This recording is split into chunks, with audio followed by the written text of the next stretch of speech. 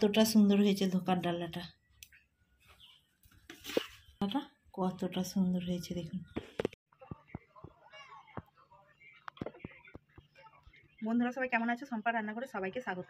আজকে আমি ধোকার ডালনা বানিয়েছি। কিভাবে বানিয়েছি সেটাই আপনাদেরকে দেখাবো।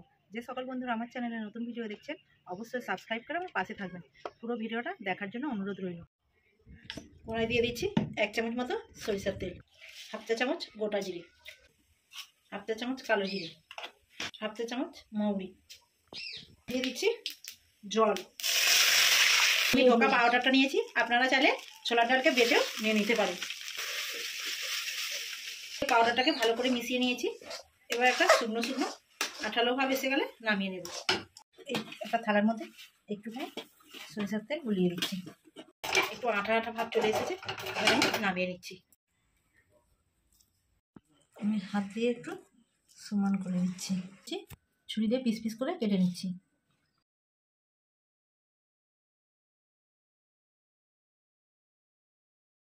কত সুন্দর পিসগুলো হয়েছে দেখুন।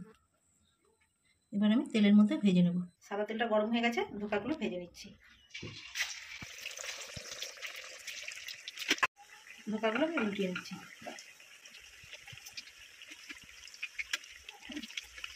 ভাজা হয়ে গেছে, আমি নামিয়ে নিচ্ছি।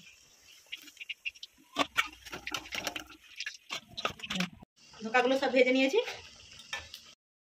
ধোকার ডালনাটা তৈরি করে নেব। তেজপাতা, গোটা গরম মশলা, শুকনো লঙ্কা ফোড়ন দিয়ে দিচ্ছি। এবার দিয়ে দিচ্ছি 1/2 চা চামচ হিং। এবার টমেটো আর কাঁচা লঙ্কাটা পেস্ট করে রেখেছিলাম দিয়ে দেবো। এবার দিয়ে দিচ্ছি হলুদ গুঁড়ো, লঙ্কার গুঁড়ো, ধনে গুঁড়ো, জিরে গুঁড়ো, আর দিয়ে দিচ্ছি আদা বাটা। দিয়ে ভালো করে মশলাটাকে কষিয়ে নেব। মশলাটা কষিয়ে নিয়েছি দেখুন মশলা থেকে তেল ছাড়তে শুরু করে দিয়েছে। এবার আমি কাজু আর পোস্তটা পেস্ট করে নিয়েছিলাম দিয়ে দিচ্ছি তেলের মধ্যে।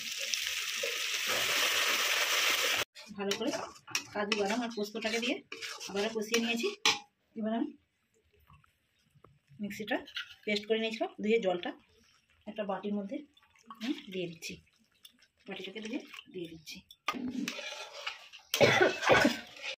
এবার আমি স্বাদ মতো নুন দিয়ে দিচ্ছি, স্বাদ মতো নুন দিয়ে দিচ্ছি আর স্বাদ মতো চিনি দিয়ে দিচ্ছি।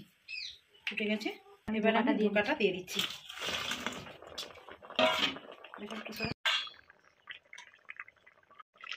1 চা চামচ ঘি দিয়ে দিচ্ছি।